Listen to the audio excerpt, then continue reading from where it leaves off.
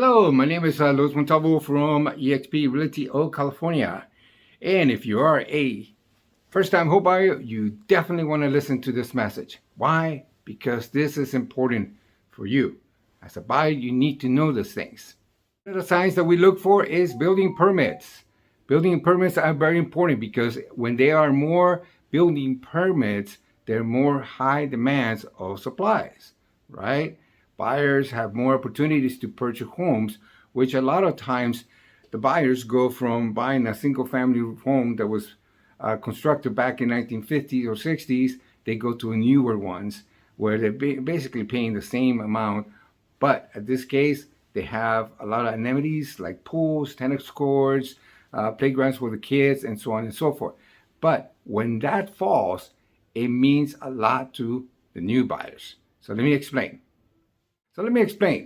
In 2022, building permits fell by 34%. That's a lot. Right now, we are about 23%.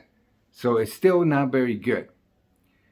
That's what explains why there is a low or downturn in terms of new construction.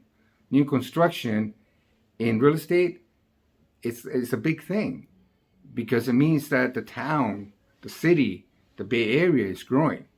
But when there's not that much building construction, then we're kind of in a little plateau or going down slightly. So that takes us to the next level.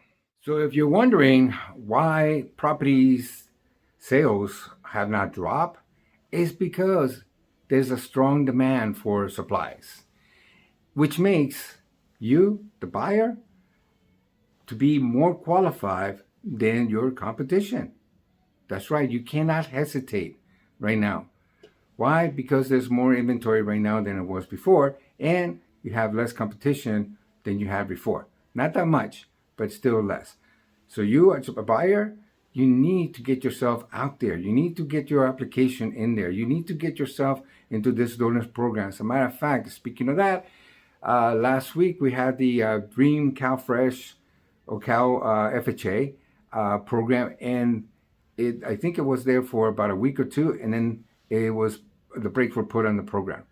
There was way too many demand for that program, too many people asking for donations or money to purchase their new home, which means that if you are not prepared, you are going to be left behind.